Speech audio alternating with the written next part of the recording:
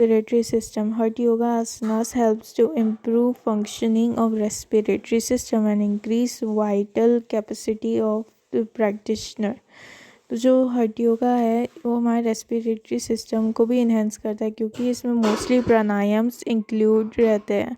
तो फिर प्राणायाम क्योंकि हेल्प करते हैं वाइटल लाइफ एनर्जी को इम्प्रूव बढ़ाने में, तो फिर इसलिए हमारे रेस्पिरेटरी सिस्टम को भी एक्सरसाइज कराता है प्राणायाम। इसलिए हर्ट योगा जो है रेस्पिरेटरी सिस्टम को इम्प्रूव करने में हेल्प करता है, उसके फंक्शनिंग को। Improves digestive system. The digestive fire, also known as Agni, is heightened. तो फिर जो डाइजेस्टिव फायर है, मतलब जो डाइजेस्टिव जूसेस है, जिससे योगा में नाम दिया गया है अग्नि, वो बढ़ जाती है हर्ट योगा से। This stimulates hunger while also balancing the metabolism. तो फिर हर्ट योगा क्योंकि हेल्प करती है हंगर को इंक्रीज करने में, इसलिए वो डाइजेस्टिव फायर को भी बढ़ा देती है। तो फिर मेटाबॉलिज्म का मतलब होता है यहाँ पर केमिकल रिएक्शंस जो हेल्प करते हैं हमारे जो सेल्स में होते हैं, जो फूड को एनर्जी में बनाते हैं। तो फिर ये हमारे डाइजेस्टिव फायर को इंक्रीज तो करता है, पर हमारे मेटाबॉलिज्म को भी बैलेंस करता है। मतलब जो सेल्स में हो रहे हुए केमिकल रिएक्शन है और जो फूड से एनर्जी बनाने का जो प्रोसेस है उसे बैलेंस करते हुए। Asanas are yoga poses that stretch the body while massaging the abdominal muscles. तो फिर आसनास एक योगा पोजेस है जो हमारी बॉडी को स्ट्रेच करते हैं और मसाज भी करते हैं एब्डोमिनल मसल्स को। Food moves. अब एब्डोमिनल मसल्स को कैसे मसाज करते हैं? अगर हम जब बैक बेंड करते हैं तो फिर जब हम बैक बेंड करते हैं तो फिर हमारे तब भी एब्डोमिनल मसल पे क्योंकि वो फोर्स पड़ता है, और जब हम फ्रंट बेंड करते हैं तो फिर तब भी हमारे एब्डोमिनल मसल्स पे फोर्स पड़ता है। तो फिर एक तरीके से फोर्स पड़ने का मतलब है कि एब्डोमिनल मसल्स मसाज होते हैं। तो फिर इस सेंस में बोला है कि जब हमने बॉडी को स्ट्रेच करते हैं तो फिर हमारे एब्डोमिनल मसल्स मसाज होते हैं। Food moves more quick through the digestive tract as result of this. तो फिर अगर आप स्ट्रेच करोगे, मतलब हर्ट योगा प्रैक्टिस करोगे, तो फिर इससे आपका डाइजेस्टिव ट्रैक्ट में फूड बहुत जल्दी से मूव करेगा। Constipation is eased and ball movement is managed. तो फिर इससे आपका जो डाइजेस्टिव प्रॉब्लम्स है वो भी ठीक हो जाएंगे। Movement in nervous system. Hurt yoga improves the sympathetic nervous system. तो फिर सिंपैथिक नर्वस सिस्टम का ये काम होता है जब स्ट्रेस या फिर कोई डेंजर होता है तो फिर उससे कैसे रिएक्ट करते हैं। तो फिर हर्ट योगा जो है वो सिंपैथिक नर्वस सिस्टम को इम्प्रूव करता है and keeps the body in state of homeostasis stability homeostasis. तो फिर हमारे बॉडी को कैसे हेल्प करता है हर्ट योगा? पहले हमारे सिंपैथिक नर्वस सिस्टम को इम्प्रूव करके, और फिर सेकेंडली वो हमारे बॉडी को स्टेबल फॉर्म में रखता है। By practising yogasana on daily basis the human body's parasympathetic nerve system is activated, lowering blood pressure and heart rate. तो फिर पैरासिम्पैथिक जो नर्व होता है वो डाइजेस्टिव और रिलैक्सिवनेस के लिए यूज़ होता है। तो फिर वो एक्टिवेट हो जाता है हर्ट योगा से, lowering blood pressure and heart rate. तो फिर जिन लोगों को हाई ब्लड प्रेशर है उन लोगों के में ये हेल्प करता है लोअर करके ब्लड प्रेशर को और हार्ट रेट को। वो regulates the functioning of endocrine glands. तो फिर हमारे जो एंडोक्राइन ग्लैंड्स है उसकी फंक्शनिंग को भी हेल्प करता है। तो फिर एंडोक्राइन ग्लैंड का क्या काम होता है? हार्मोन्स को सेक्रेट करना। तो फिर हर्ट योगा हमारी हेल्प करता है हार्मोन्स की सेक्रेशन को फंक्शन करने में, रेगुलेट करने में। Several glands are located throughout our body. तो फिर हमारे बॉडी में हर जगह ग्लैंड्स है ताकि जो ऑर्गन्स है वो कंट्रोल हो पाए। Each of which secrete distinct hormones that serve specific activity। तो फिर जो ये डिफरेंट डिफरेंट जो ग्लैंड्स है ये सब सेक्रेट करते हैं अलग अलग हार्मोन्स, ताकि कोई स्पेसिफिक एक्टिविटी हमारी बॉडी में हो सके, जैसे कि डाइजेशन के लिए etcetera. These glands can malfunction and cause problems. पर अगर ये ग्लैंड्स माल फंक्शन करें, मतलब सही से काम नहीं करे, तो फिर वो प्रॉब्लम्स क्रिएट कर सकते हैं। Pranayama revitalises the pituitary and pineal gland in particular. तो फिर रिविटैलिसिस का मतलब होता है किसी चीज़ को स्ट्रॉन्ग और हेल्दियर बनाना। तो फिर जो हमारे फंक्शन है पिट्यूटरी और पीनियल ग्लैंड का, उसे स्ट्रॉन्ग कर देता है, बना देता है और हेल्दी बना देता है हठ योगा प्रैक्टिसेस। जो हमारे बॉडी में इम्पोर्टेंट फंक्शंस होते हैं वो हार्मोन्स के कारण होते हैं। तो फिर उस हार्मोन्स को रिलीज़ करने का काम है पिट्यूटरी का। तो फिर हठ योगा हेल्प करता है पिट्यूटरी को स्ट्रॉन्ग करने में और हेल्दी करने में। Regulates extra oxygen, burns fat. Hatha yoga can help you lose weight by increasing your oxygen intake. तो फिर अब हठ योगा हमारे वेट लॉस में कैसे हेल्प करता है? वो हेल्प करता है हमारे ऑक्सीजन इनटेक में, which helps you burn fat more efficiently. तो फिर अगर आप ऑक्सीजन अच्छी मात्रा में लोगे तो फिर आपका जो फैट है वो इफ़िशियंटली हट जाएगा, बर्न हो जाएगा, जल जाएगा। Extra oxygen feeds starved tissues and glands in those who are underweight। तो फिर जो टिश्यूज़ है जिन्हें अच्छे से ऑक्सीजन नहीं मिल पाई, जिसके कारण वो अंडर वेट है, मतलब जिसके कारण वो नरिश नहीं है, और ग्लैंड्स जहाँ पर ऑक्सीजन नहीं पहुँचे, तो फिर वो जो एक्स्ट्रा ऑक्सीजन जो आप लेते हो तो फिर उससे हेल्प करता है हठ योगा आपके टिश्यूज़ और ग्लैंड में पहुँचाने में जहाँ पर वो अंडर वेट है। Overall well-being of whole body. Bandha puts an end to old age and death.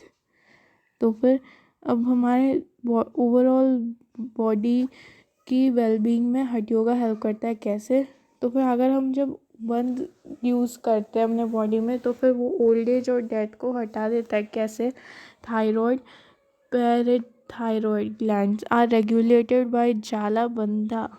तो फिर क्योंकि वो हमारे पैराथायरॉयड और थायरॉयड ग्लैंड को रेगुलेट करता है jalabandha. Excess mucus in throat, stuttering, tonsils and other throat problems are all destroyed by that. तो फिर स्टटर करना मतलब होता है ऐसे अटक अटक के बात करना, और जो आपके थ्रोट में म्यूकस है और अदर थ्रोट प्रॉब्लम्स है उससे हटाने में जालाबंधा हेल्प करता है। If jalabandha is not used during pranayama, one may experience pressure or discomfort in heart, brain and ear। तो फिर जालाबंधा को यूज़ करना बहुत कंपलसरी है प्राणायाम में, क्योंकि अगर हम उसे यूज़ नहीं करेंगे तो फिर हमें डिस्कम्फर्ट फील हो सकता है हमारे दिल, दिमाग और कान में। डिस्कम्फर्ट माने ऐसी फीलिंग जो एकदम से बुरा अटका जैसे फील कराए। फिर थायराइड ग्लैंड का ये काम होता है कि वो आपके मेटाबॉलिज्म की स्पीड को रेगुलेट करे। तो फिर अगर हमारा थायराइड ग्लैंड अच्छे से काम करेगा तो फिर हमारा मेटाबॉलिज्म भी अच्छे से काम करेगा, मतलब हमारा जो फूड है वो एनर्जी में अच्छे से बन पाएगा, जिससे आपकी ओल्ड एज आने में थोड़ा सा टाइम लगे। क्योंकि अगर आपकी बॉडी अच्छे से नरिश्ड है न्यूट्रिएंट से और आपका मेटाबॉलिज्म भी अच्छा चल रहा है तो फिर ओल्ड एज अगर मान लो आ भी गई तो फिर आपको ज़्यादा बॉदर नहीं करेगी, क्योंकि आपको एनर्जी मिलेगी। तो फिर पैराथायरॉयड का ये काम है कि आपके जो कैल्शियम लेवल्स है उससे मेंटेन करके रखना। तो हम ओल्ड एज में यूजुअली हम क्या कहते हैं, मेटाबॉलिज्म लो हो जाती है और कैल्शियम लेवल्स लो हो जाते हैं, जिससे बोन्स वीक हो जाती है, इसलिए ओल्ड एज और डेथ आती है। पर अगर हम बंधा यूज़ करेंगे या फिर हठ योगा यूज़ करेंगे तो उससे हमारी ओल्ड एज और डेथ नहीं आएगी, क्योंकि हमारे बोन्स स्ट्रॉन्ग रहेंगे, क्योंकि वो पैराथायरॉयड ग्लैंड को रेगुलेट करता है जालाबंधा, और थायराइड ग्लैंड को भी, जिससे आपका मेटाबॉलिज्म भी सही रहेगा। Concept of mental health being according to Patanjali. तो फिर मेंटल हेल्थ वेल बीइंग मतलब आपकी मेंटल हेल्थ कैसे सही रहे वो पतंजलि के हिसाब से क्या है। Mental health our emotional physiological and social well being are all part of mental health. तो फिर मेंटल हेल्थ में हमारी इमोशनल स्टेट भी आती है, मतलब आपके इमोशंस कैसे हैं, फिजियोलॉजिकल और सोशल वेलबींग मतलब आप इंट्रोवर्ट हो या एक्सट्रोवर्ट, या फिर आपका कैसे मिलना जुलना होता है लोगों से, इंट्रैक्शन कैसे होता है लोगों से, तो फिर ये सब आपके मेंटल हेल्थ में इंक्लूड होता है।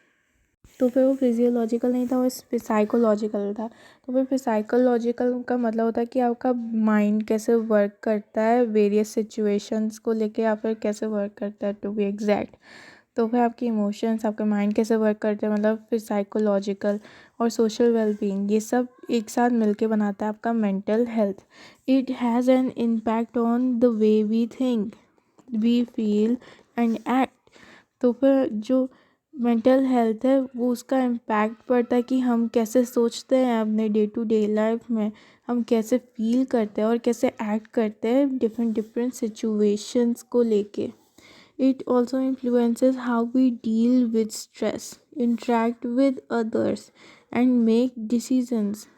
तो फिर अब हमारी मेंटल हेल्थ हमें इन्फ्लुएंस करती है किस किस चीज़ में, कि हम कैसे किसी स्ट्रेस से डील करेंगे। हो सकता है जिसका मेंटल हेल्थ अच्छा हो वो अपने स्ट्रेस से डील करने के लिए उससे सॉल्व करे, पर जिसकी अच्छी नहीं हो वो हार मान के उदास हो जाए। इंटरेक्ट विद अदर्स, अब जिसकी मेंटल हेल्थ अच्छी होगी वो हैप्पीली सब लोगों के साथ इंटरेक्ट करेगा, और जिसकी हेल्थ अच्छी नहीं होगी मेंटल हेल्थ, वो सबसे दूर दूर भागेगा। एंड मेक डिसीजंस, तो फिर डिसीजंस बनाना, जैसे कि अभी क्या करना है बाद में क्या करना है, या फिर किसी भी प्रॉब्लम्स को लेके डिसीजन बनाना, ये सब मेंटल हेल्थ इन्फ्लुएंस करता है इन सब चीज़ों पे। Mental health is vital at all stages of life including childhood, adolescence and maturity. तो फिर मेंटल हेल्थ बहुत ज़्यादा इम्पोर्टेंट है हमारे सब लाइफ स्टेजेस में, क्योंकि मेंटल हेल्थ हमारे डिसीजंस मेकिंग स्किल्स और हम कैसे लोगों से इंटरेक्ट करते हैं और कैसे फील करते हैं इसमें ये रोल प्ले करता है। Yoga is well known for its benefits on mental health. अब योगा किस बारे में जाना जाता है, वो इस बारे में जाना जाता है कि वो उसके बहुत अच्छे इफ़ेक्ट्स होते हैं मेंटल हेल्थ में, as well as the treatment and prevention of mental psychological health diseases. तो फिर योगा हमारी हेल्प करता है ट्रीटमेंट करने में या फिर प्रिवेंशन करने में मेंटल हेल्थ इश्यूज से। The Patanjali yoga sutras begin with concept of chitta vritti निरोधा, emphasizing the significance of mind control। तो फिर पतंजलि योग सूत्रा में एक कॉन्सेप्ट है जिसका नाम है चित्त वृत्ति निरोधा, और ये इस चीज़ में फोकस करता है कि हमारी माइंड कंट्रोल की इम्पोर्टेंस में ये एम्फेसाइज करता है। The Patanjali yoga sutra emphasise yoga's capacity to promote mental health. तो फिर पतंजलि योग सूत्रा इस बारे में योगा की कैपेसिटी में फोकस करता है कि वो मेंटल हेल्थ को प्रमोट कर सकता है।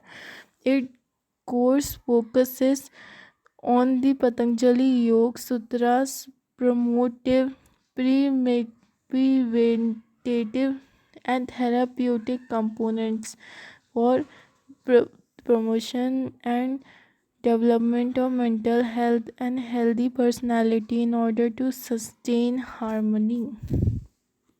तो फिर इसमें ये बोला है जो पतंजलि का जो कोर्स है ये उस फोकस करता है प्रमोट करने में मेंटल हेल्थ को और प्रिवेंट करने में मेंटल इश्यूज़ को, और थेराप्यूटिक कंपोनेंट्स, थेराप्यूटिक ऐसी चीज़ होती है जो आपको रिलैक्स करने में हेल्प करे या फिर आपके डिसीज़ेस को दूर करे। तो फिर for promotion and development of mental health. तो फिर ये जो योग पतंजलि योगा सूत्रा में जो promotive, preventative and therapeutic components है ये यूज़ होते हैं प्रमोशन करने में मेंटल हेल्थ की और डेवलपमेंट करने में मेंटल हेल्थ की एंड हेल्दी पर्सनालिटी और आपकी हेल्दी पर्सनालिटी बनाने में हेल्प करती है ताकि आप हारमोनी में रह सको। The yoga sutras allowed a practical philosophy and an applied science of life with all the necessary relative purposes, tools and techniques। तो फिर फिलॉसफी का मतलब होता है कि आप अपनी लाइफ को कैसे जीते हो। तो फिर पतंजलि के जो योग सूत्र है वो प्रैक्टिकल फिलॉसफी और applied science of life with all necessary related processes and tools and techniques. तो फिर इसमें ये कहा गया है कि जो योगा सूत्र है वो हेल्प कहते प्रैक्टिकल लाइफ को कैसे जीने में उसमें हेल्प करता है और इसमें जो साइंस अप्लाई की है लाइफ के साथ ये ऐसे नेसेसरी रिलेटेड प्रोसेसेस और टूल्स और टेक्निक्स है जो आपकी लाइफ को हेल्थी बनाने में हेल्प करे। योगा सूत्रा provide a solid technique for living a harmonious individual life as well as sound rules for living a higher and spiritual transcendental life। तो फिर योगा सूत्रा में आपको एकदम सही से स्ट्रेट अवे आपको बताया है कि आप हारमोनियस लाइफ कैसे जियो एज एन इंडिविजुअल और आपको ऐसे रूल्स भी बताया जिससे आप हायर और स्पिरिचुअल लाइफ को जी सको। ट्रांसेंडेंटल लाइफ का मतलब ये होता है कि जो रिलीजियस या फिर स्पिरिचुअल बेस्ड लाइफ होती है वो नॉर्मली एक्सपीरियंस नहीं की जाती, पर वो अगर बहुत धर्म को मानने वाले लोग होते हैं जैसे ऐसे कहते हैं ना कि भगवान का साक्षात्कार हो गया तो फिर उसे ट्रांसेंडेंटल लाइफ कह सकते हैं। तो फिर योगा सूत्र आपको ट्रांसेंडेंटल लाइफ जीने में भी हेल्प करता है। Ultimate aim and methods and means provided to achieve it is to have beautiful working relationship. तो फिर इसका अल्टीमेट एम ये है योगा सूत्रा का इन मेंटल हेल्थ कि आपको मेथड्स मिले और कहते हैं मीन्स मिले जिससे आप अपने रिलेशनशिप में अच्छे से काम कर सको। Man is lost in his quest of wealth comfort and technology at expense of his mental and physical wellbeing. तो फिर आजकल के लोग क्या कर रहे हैं वो बहुत ज़्यादा मेहनत कर रहे हैं अपनी फिज़िकल और मेंटल हेल्थ को ना देखते हुए ये मेहनत कर रहे हैं ताकि उन्हें वेल्थ मिले, मतलब बहुत सारे पैसे मिले और कंफर्ट और टेक्नोलॉजीज मिले। तो फिर इसलिए योगा का यूज़ करना डे टू डे लाइफ में ज़रूरी है। अंतर्यास और चित्त विक्षेप causes of faculty mental health according to Patanjali yoga सूत्र। तो फिर मेंटल हेल्थ में प्रॉब्लम क्यों आती है अकॉर्डिंग टू पतंजलि योग सूत्र उसे कहते हैं अंतर्यास या फिर चित्त विक्षेपास। तो फिर पहला है अंतर्यास और चित्त विक्षेपास कंसिस्ट ऑफ टू वर्ड्स चित्त माइंड फील्ड विक्षेपा डिस्ट्रैक्शन।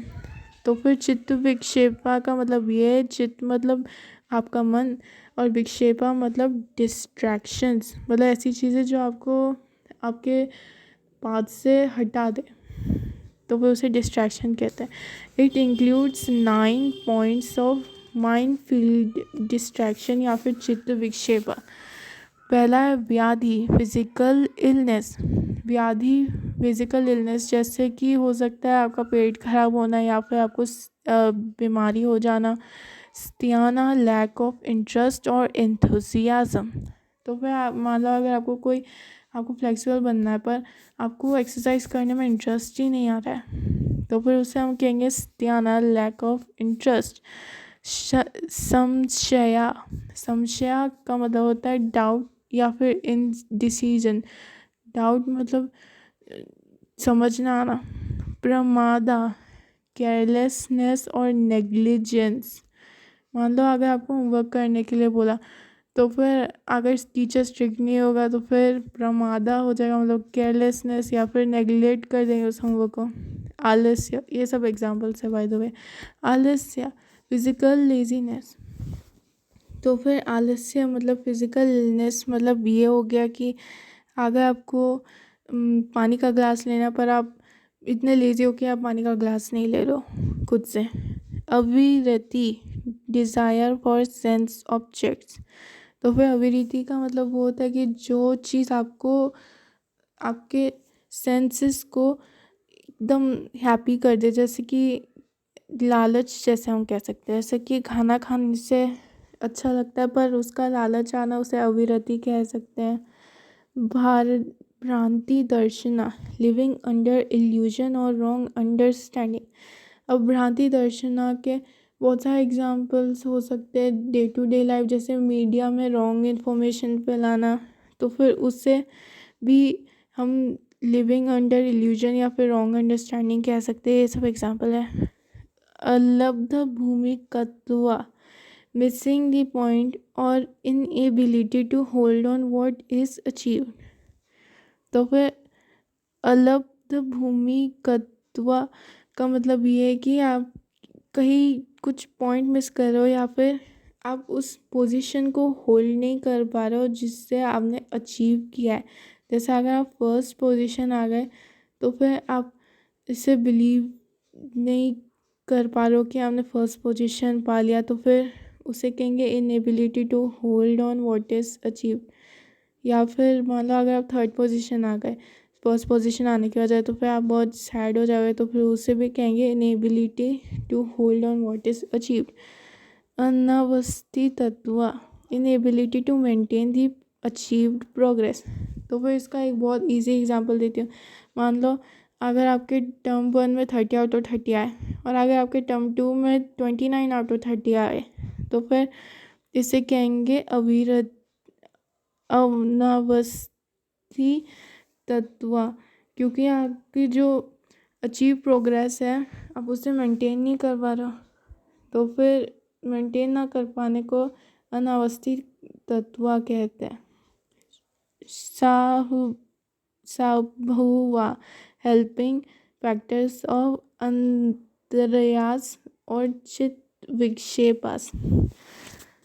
सब हुआ, तो फिर ये जो सब हुआ है, ये हेल्प करते हैं आपके चित्त, मतलब ये चित्त विक्षेप के हेल्पर्स है, मतलब नेगेटिव चीज़ के हेल्पर्स है। Patanjali now details other hindrances which come along with previously mentioned distraction, which are as follows. hindrances, Patanjali Yoga सूत्र में और भी डिटेल्स में ऐसी चित्त विक्षेपास मेंशनड है, जो अभी यहाँ पर नीचे आपको दिखाए गए हैं। पहले है दुख, मतलब पेन, या फिर पेन फिजिकल या फिर मेंटली। फिजिकल मतलब चोट लगना, दुख, और मेंटली मतलब दुखी होना, तो फिर वो मेंटल पेन हो गया। दौर्मनस्य, ग्रीफ, ग्रीफ का मतलब होता है सॉरो। सॉरो मतलब किसी चीज़ के लिए सॉरी फील करना, बुरा फील करना। Angamejayatva, tremor in body, inability to sit still. तो फिर ट्रेमर इन बॉडी का मतलब होता है शेक होना, थोड़ा ऐसे ऐसे ऐसे, थोड़ा सा लिटिल लिटिल शेक, मतलब स्टिल ना बैठ पाना, उससे कहते हैं अनगम्यजयत्वा। श्वासा, इनहेलेशन, प्रश्वा, एक्सलेशन। तो फिर अब हमें यहाँ पर ब्रीदिंग में क्यों बोल रहा है कि ये हेल्पिंग फैक्टर से चित्त विक्षेपास कहते को। मान लो अगर हमने इनहेल अच्छे से नहीं किया, फिर एक्सहेल अच्छे से नहीं किया, मतलब ऑक्सीजन की मात्रा के कारण भी तो मेंटल हेल्थ डिफर करती है। तो फिर अगर आपका ब्रीदिंग सही नहीं होगा, तो फिर उससे भी प्रॉब्लम हो सकती है या फिर डिस्ट्रैक्शंस क्रिएट हो सकते हैं। यहाँ पर जैसे कि लिखा है, irregular breathing, inhalation and exhalation are major symptoms of mental distraction.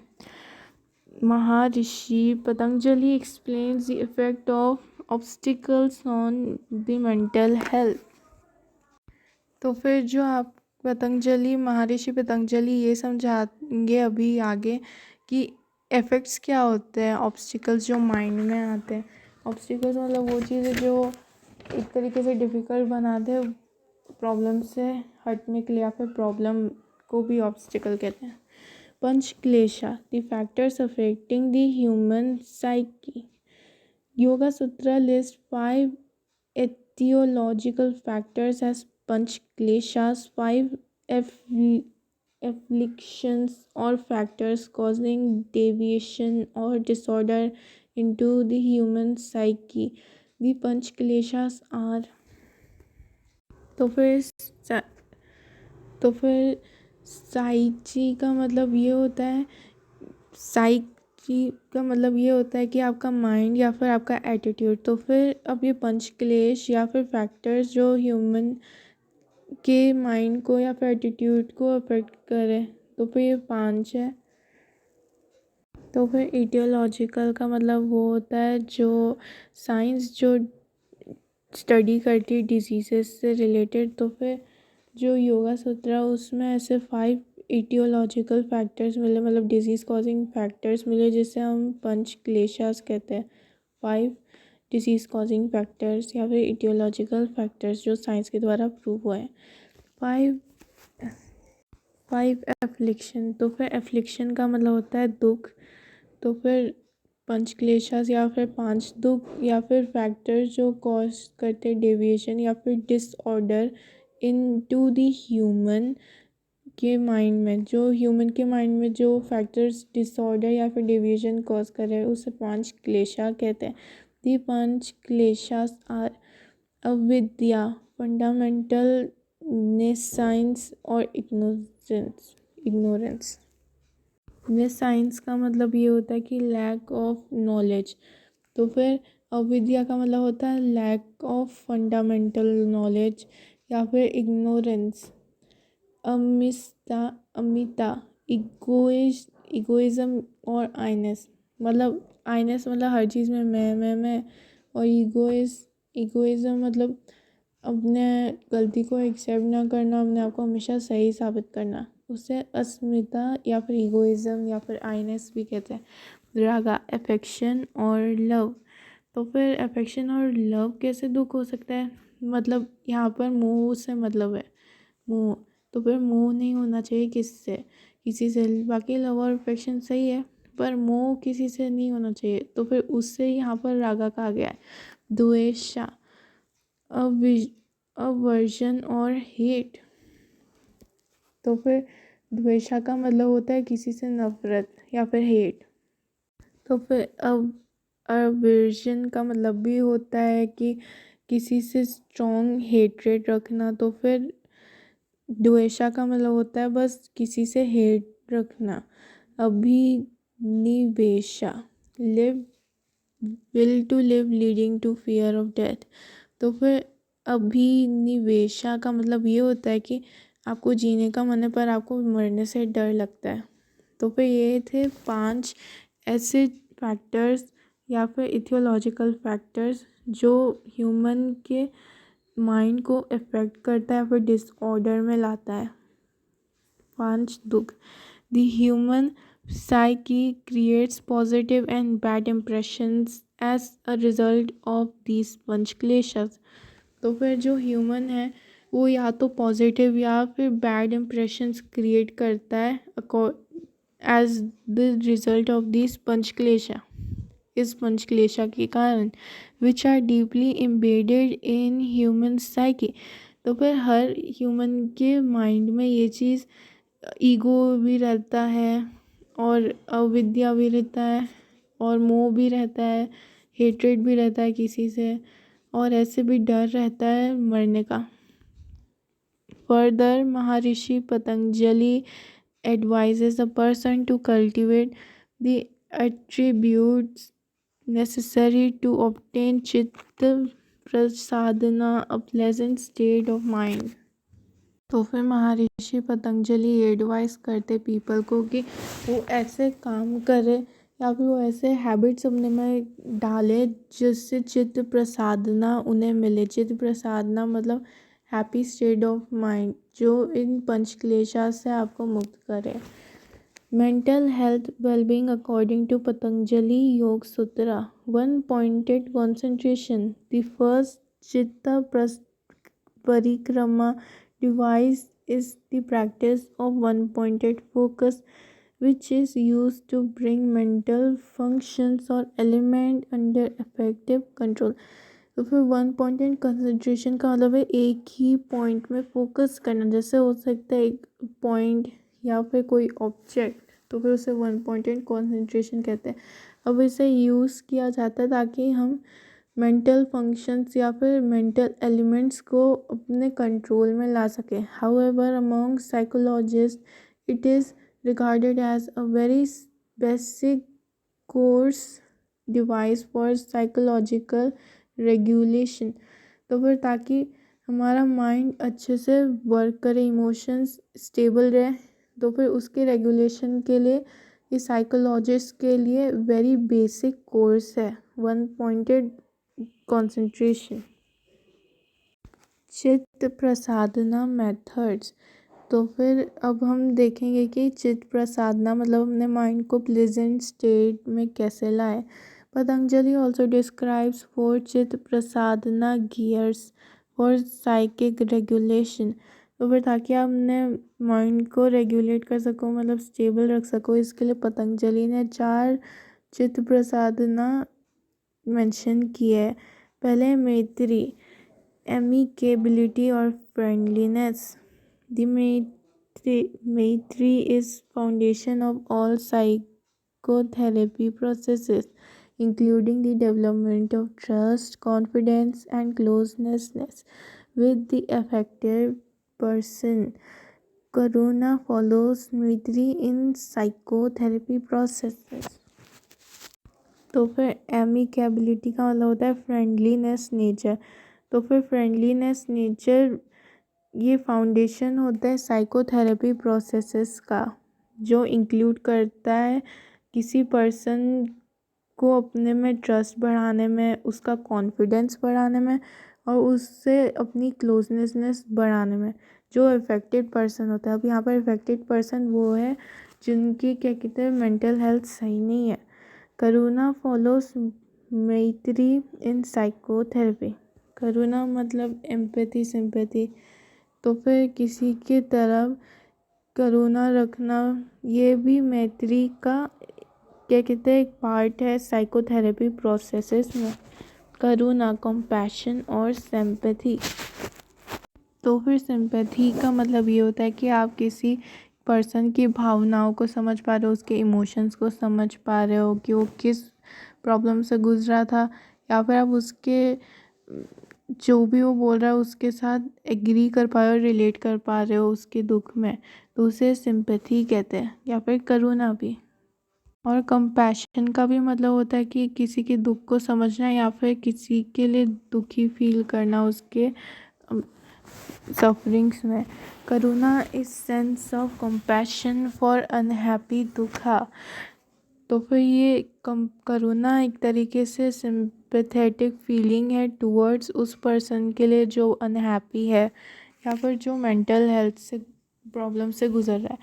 It is a broader sense that encompasses empathy, sympathy, kindness, understanding, benevolence, and so on.